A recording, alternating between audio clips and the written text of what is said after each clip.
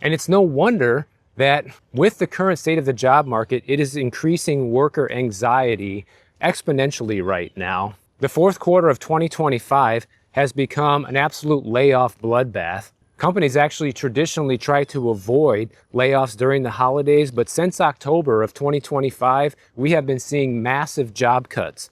There have been over 1.1 million job cuts from January through October of this year, and that is 65% higher than the 665,000 jobs that were lost last year. And I remember talking about the job market last year and how bad things were.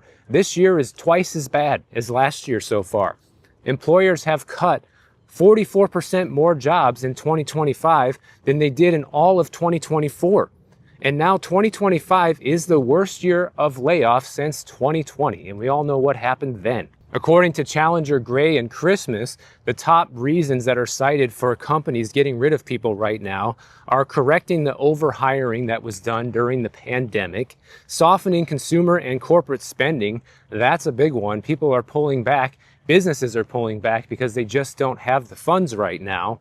And the rising cost of doing business, like we talked about earlier, is forcing a lot of these companies to tighten up their belts and try to squeeze as much profit as they can as their margins shrink. And of course, AI is eliminating more and more entry-level jobs. And now they're talking about how 2026 could be the year of the forever layoff. What does that mean? A lot of economists are saying this could be a year of permanent and rolling layoffs. You have so many companies announcing major cuts in their workforce, like Amazon, UPS, Target. Verizon just announced 20,000 job cuts. The forever layoff essentially means frequent small layoffs instead of large one-time cuts, and never-ending job insecurity for workers and companies quietly lowering costs without major headline events.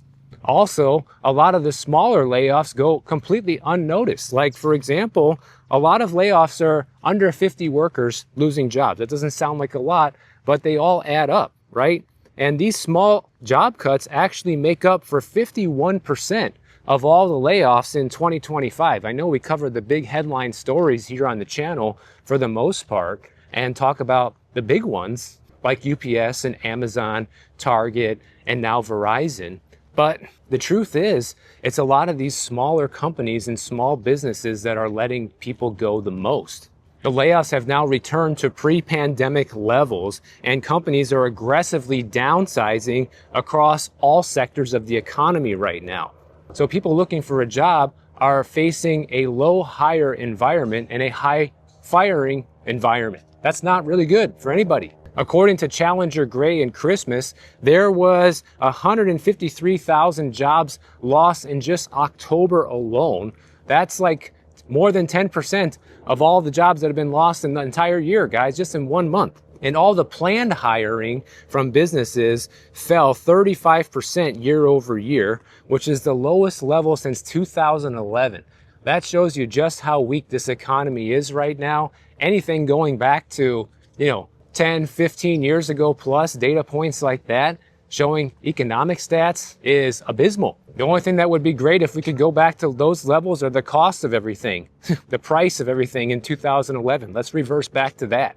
Employers across the board are also planning for the lowest amount of hirings, only 40,000 new hires per month, which is also the lowest level since 2011.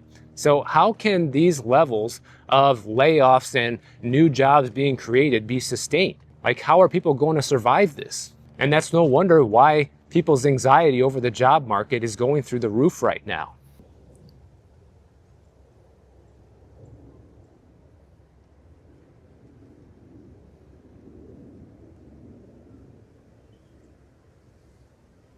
The tech companies alone this year have announced over 575 different layoffs that have affected over 160,000 people, which means about 540 people in the tech sector are losing their jobs every day right now. And one of the biggest concerns with so many layoffs happening and so few jobs being created is this can hurt workers' morale and people's confidence. And this destroys the economy in so many different ways. It lowers people's performance at work, which increases their chances of being fired in this environment. It makes them spend less money because they're not confident if they're even going to be getting a paycheck next week. And it creates ongoing fear and instability in the entire job market and economy. So we're kind of in this little death spiral right now when it comes to the labor market, and it's showing no signs of getting better anytime soon. And that brings me to